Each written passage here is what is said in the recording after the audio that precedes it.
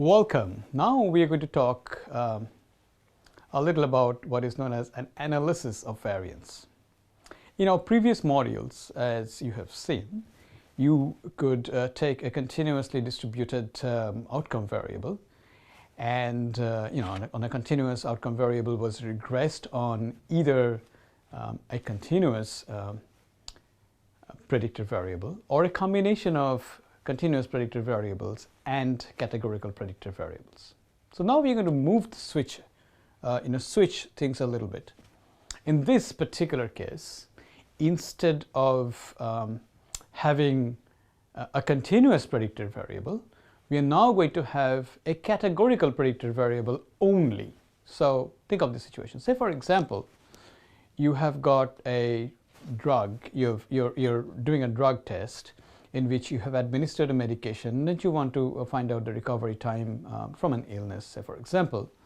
And you've got two testing situations. That is, people who were given a drug versus a placebo. So, this time your predictor variable is actually has got two categories: people who received the drug, people who received the placebo. And your continuous variable, which is the outcome variable, is a continuous variable as to recovery times from the disease. What do you do in this particular case? Of course, your predictor variable is no more continuous. So in this particular situation, you will be using a technique known as analysis of variance. And R has got some excellent and very, very easy routines to help you work through this. And we will learn of those things in this module.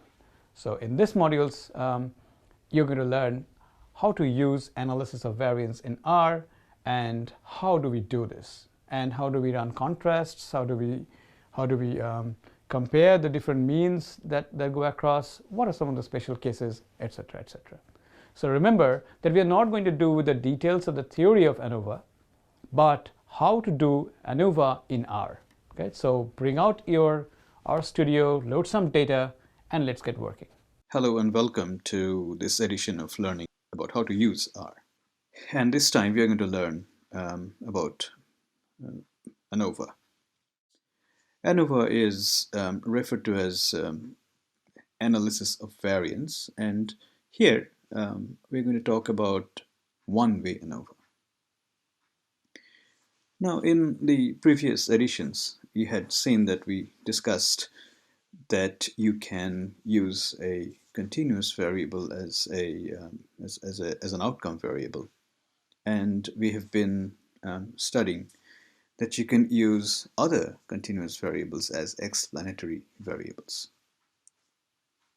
Thus, for example, when we were talking about bivariate analysis and simple linear regression, we had an outcome variable that was continuous and an explanatory variable that was also continuous. Then we moved on to multiple linear regression.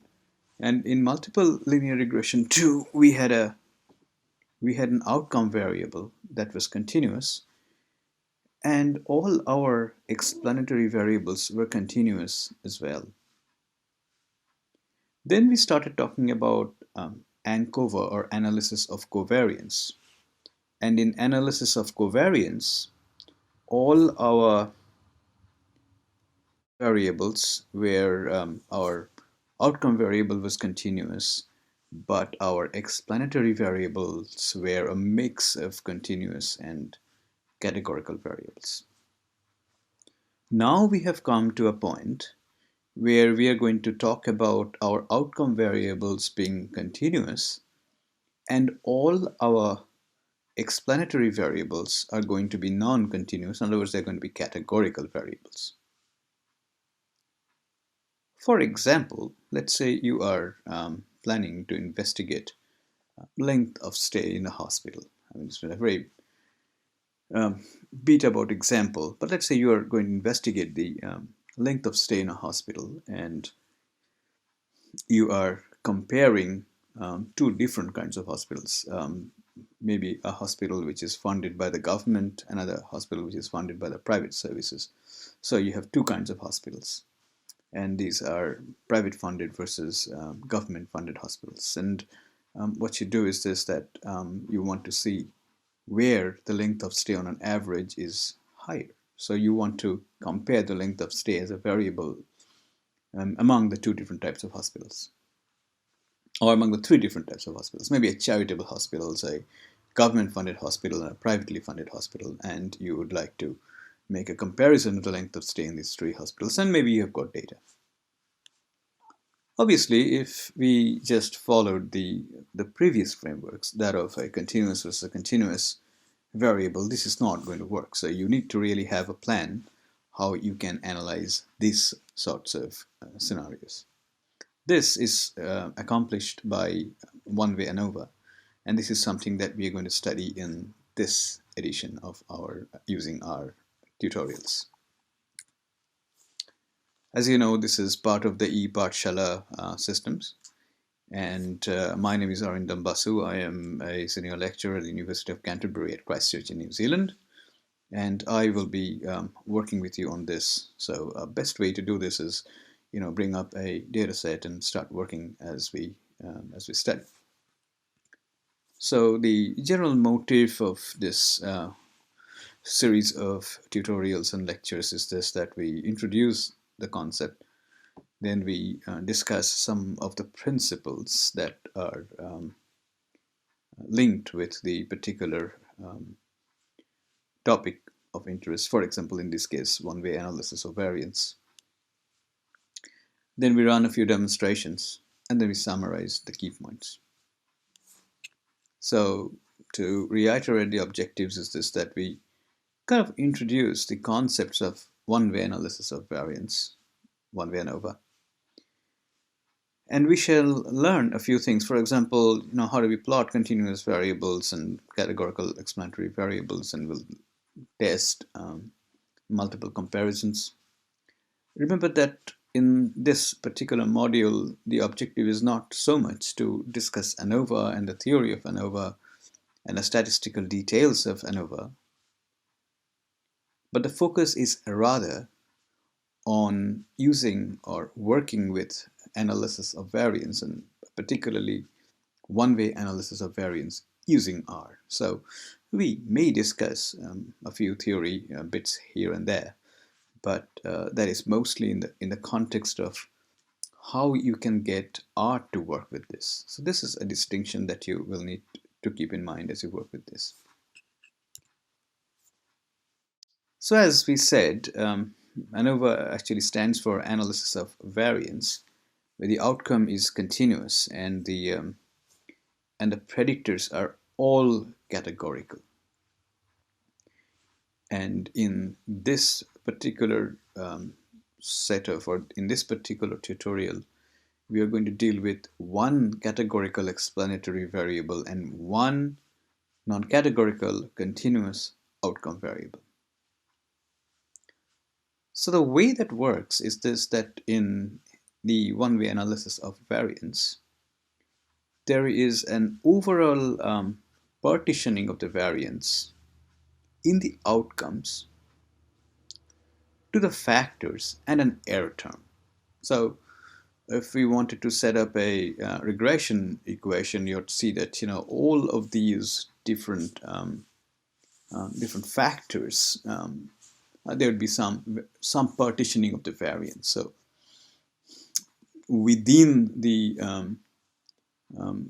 within these levels, you'd have a variability, and then across these levels you have certain variation in the outcome variable. And if the variability across the different levels is much higher than within the levels, then you know that there is a significant difference, and that difference is something that you'd like to model here.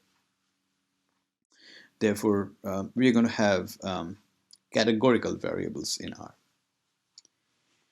Now, when we work with R, and when we work with categorical variables in R, categorical variables in R are given a name which is known as a factor level variable.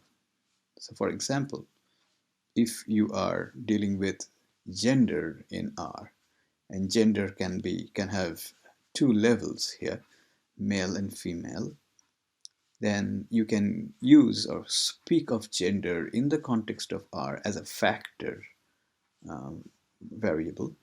And a factor will have two levels here, male and female. Something like a phenomenon which has got two answers, true or false, then true or false will be each level of the factor level variable of whatever that phenomenon that you're interested in. In our previous examples, when we were discussing simple linear regressions, we had been talking about parameters. And these parameters are called effects in the world of one-way ANOVA.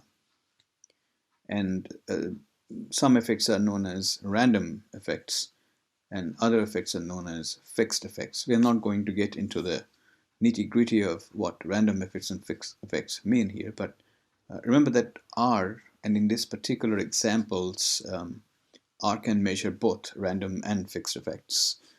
We will encounter random effects when we talk in terms of longitudinal studies and repeated measures. Here, remember that in one-way ANOVA in R measures fixed effects. So we continue with the concepts a little bit more. Remember that when if you have a variable which is a categorical variable with two levels, and if you had an outcome variable that was a continuous variable, then that continuous variable, if that were to be regressed on a factor, just two-factor level, a two-level factor, as an independent variable or an explanatory variable, one way to do that would be to conduct a t-test. So what ANOVA does is actually it extends that two-sample t-test, but this time it does for independent groups. And you are actually comparing more than two groups in this situation. So basically what happens is, based on that classification factor, you are subdividing the data into the groups, as many groups as the levels of the factors. And then using ANOVA, you are going to investigate whether the variability can be explained by the classification factor. So these factors are referred to as treatments, though in many circumstances you can use ANOVA as in the context of an observational study. So continuing with this, let us revisit our data set and see what we have for this. And as you know, we are going to revisit the data set that we've been using for some time now, which is the blood creatine phosphokinase data for athletes. And we had been studying this for some time now in this series of lectures. That is, whether weight and age would be two factors that can explain things. And we have, this time, we have decided to, we have removed observation 11 because it was influential. So we have also converted weight into a categorical variable. So weight is now less than 70, 71 to 74, and more than 74 kilograms. And so what we've done is, here I'm going to show you some other things that we may not have really covered so much in this series of lectures. So here's one thing that you can actually reclassify or reconfigure or recode a continuous variable into a categorical variable by using a very simple function which is known as cut. It works almost like the English language cut. So what you do is, and in this particular case what we have done is we have created a new variable which we named as weight rec. So our data set is blood CPK, and within the blood CPK data frame we decided to put a new variable whose name was weight-rec. This name kind of signifies that we have decided to recode weight into a new categorical variable. So we said weight-rec, and in that weight-rec, we decided to put recode the weight variable that was originally present in the blood CPK data frame. So blood CPK data frame is now cut. Obviously, when you cut something, you're going to insert some breaks in it. So you're going to discontinue. You're going to take a continuous variable and you're going to artificially discontinue that variable into a categorical variable. So you're going to put some breaks in it. That's exactly what it does. So you have to put the breaks. Where are we going to put the breaks? The first break is at 0 because it's quite intuitive that a weight 0 makes no sense. So that's the lowest one that we could, in theory, you could actually put the min weight in a.rm equals true, but we have just decided to put a break at 0, a theoretical 0.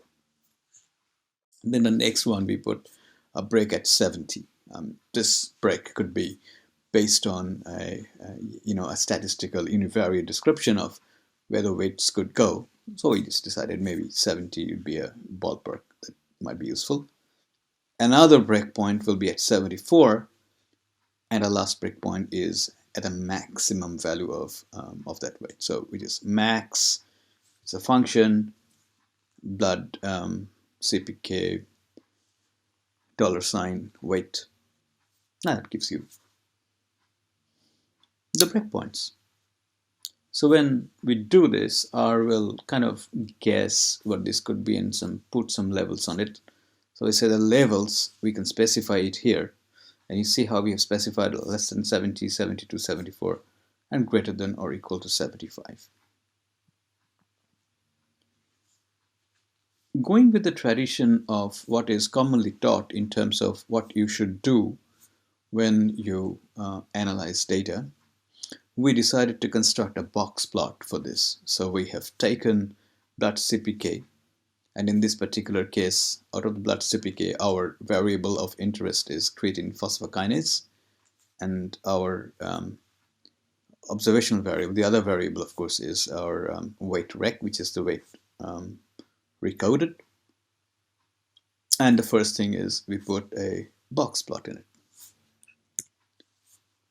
And when you construct a box plot, which is probably the next thing, and you don't really have to, you could say it's a box plot, but you can also just use plot, and then on the left hand side using the using the formula interface, for instance, you can write the plot and then the outcome variable, the independent variables, the predictor variables, and the plot is going to give you a series of box plots, in this case as it has done.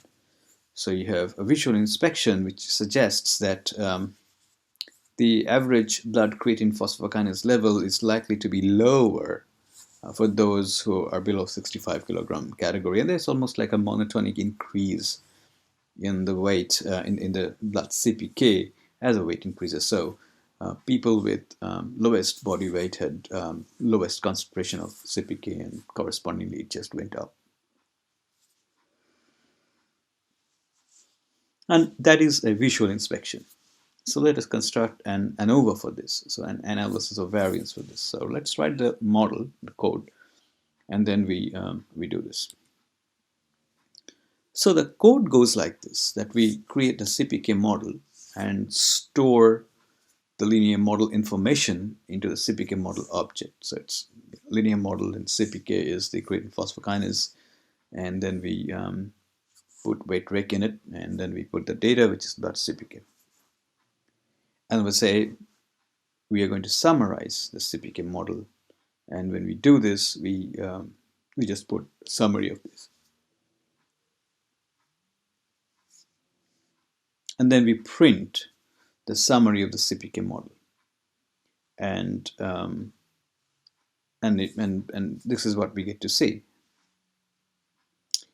Now, here is the thing: if you want to print the CPK model, and in this particular case, intercept does not really make sense, except that intercept kind of gives you a baseline from where you should start. It's more traditional that we do not put the interface, because what the interface does is interface artificially induces the lowest level. We'll take a look at this presently. So remember, in the second instance is where I have put the second model, but look here, in this case we have put a 0 before the weight rake because we removed the interface from the model, and we'll take a look at it and see what difference does it make. Study the way the coefficients have come out here. You can see that when we kept the intercept in the model, the intercept put an estimate of 200, put a standard error in it, and then gave you the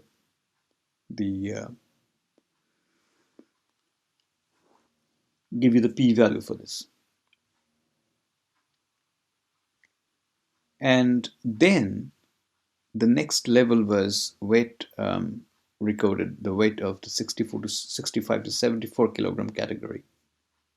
And the estimate here was 138. So the first one was 280 and the next was 138. What that gave you was that relative to the to some sort of a theoretical 0, there was an increment of 138 over there. Doesn't make very intuitive sense, does it? And then the third category was greater than or equal to 75 kilogram category, and you can see that you have to increment by further 292. From a purely regression point of view, for instance, if there was a theoretical 0, that would make some sense. But that theoretical 0 was something like the intercept, and the intercept, when you take out the intercept, then you get a more traditional expectation as to what does it mean to have an ANOVA, in the sense that it is comparing the mean for each levels. You can separately print out the means, but in here, if you do not add the intercept term, then you see that ANOVA returns that the weight category of less than 65, that between 65 and 74, and above 75 years, so greater than or equal to 75 years, in each of these, the estimate kind of gives you that, what the weights are.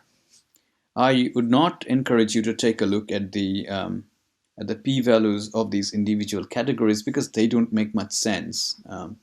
What is really important is that overall, whether the model is statistically significant or not is what you want to test.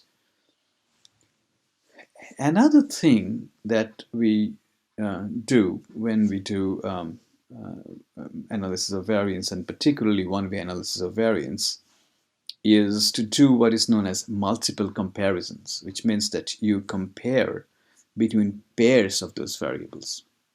That is, you make a comparison between less than 65 and 65 and 74, or between 65 and 74 and greater than or equal to 75 kiloweights, or 65 less than 65 kilogram weights and that over 75 kilogram weights, and then you make a comparison as to how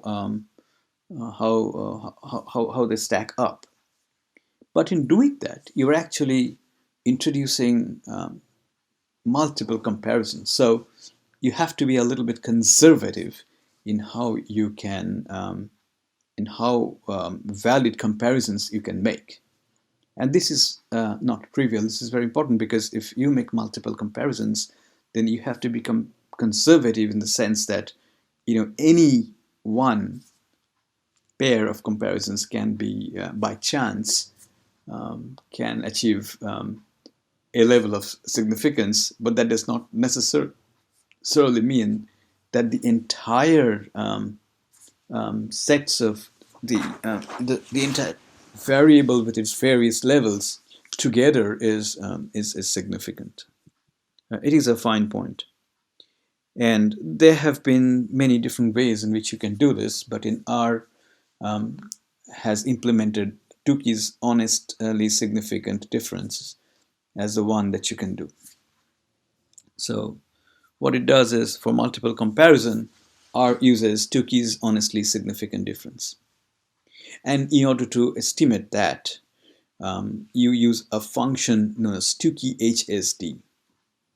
And in the Tukey HSD, you actually use the AOV, or analysis of variance function, for a regression kind of equation, which is CPK, then the squiggly mark, which is kind of tilde, and then weight, recorded weight rec, and then you give the data, so the data is equal to blood CPK. So when we do this, it prints out the Tukey's honestly significant difference. The best way to understand this is to actually plot it out and take a look at that plot. So here is the plot. And if you examine this plot, you get to see that there is really, only between the second group there is a 0 point. And you can see that only for the comparison between the 75-year age group, out of the 3 possible comparisons, the second one, the mid one, that between greater than 75 and less than 75, the two extremes, is the only one that stands out as the true difference. So that is how you can see that there is a difference. However, you can see that, honestly speaking, there was none of these differences were really all that statistically significant. So although overall it's quite possible that it made some sense, but individual levels were not all that different as far as this is concerned. And it's difficult to see which one is, but you can see that there is a difference definitely between the lowest and the highest one. The second thing that is interesting for people who conduct analysis of variance is testing for the homogeneity of variance. And this is done with a test called Levines Test. And what we do here is this, that we take absolute values of the residuals. You treat them as response variables, or outcome variables, in a new regression or a new one-way ANOVA. And you have the same grouping variable. So in this particular case, we'll be taking the residuals of the regression equation that arose of the ANOVA initially in the first place as the as that, and the explanatory variable still remains the weight with its 3 categories. And then if the p-value is low, then the variance is non-constant. Right? So p-value very high will give you that there is homogeneity of the variance. The variance is homogeneous. Otherwise, the variance is non-homogeneous. And this is important because assumptions vary. So here is in our example case, you can see that here is where we see that that in none of this, and you can see overall, if you take a look at the p-value, you see that the homogeneity of variance test using the Levines test, we see that there is a large p-value, and therefore, we do not have an evidence that a variance is non-constant. So you could say that there is a homogeneity, the variance is homogeneous. So those are some of the things that we generally study when we use an analysis of variance. You can get a nice graphical view, you can test the multiple comparisons, and when you put the analysis of variance in an R, it is a good idea, do not put the interaction or the intercept term. So these are some of the basic issues that we had learned how to do ANOVA in R. And the ANOVA table of means can be very easily constructed if you do not give an intercept using the no intercept model. And you can use multiple comparisons, use the two keys honestly significant difference test, and you can test for the homogeneity of variance using Levines test. That's as simple as that. So this is all about using ANOVA, using R, and working with this. So thank you very much for your attention. In the next set of slides, we are going to take a look at what will happen in the context of regression, where you have got a continuous outcome variable and categorical explanatory variables, but instead of one variable or a pair, you're looking at two variables together. So there is continuous outcome variable and two categorical variables, which is known as two-way ANOVA, and we'll take a look at that. So till then, happy working with your data. Thank you. So this was ANOVA. In ANOVA, you learned that your outcome variable is a continuous variable, and your explanatory variable or your predictor variable is a categorical variable. But we dealt with only one variable situation. So just as we were doing with the simple linear regression, where we had one continuous and one predictor variable, here we had one continuous and one predictor variable. The continuous, one outcome variable which was continuous, and one predictor variable which was categorical. Kind of a special case of what you could do with a a two variables continuous case. Now we're going to learn a little bit more in details what happens when you've got two predictor variables, each of them is a categorical variable.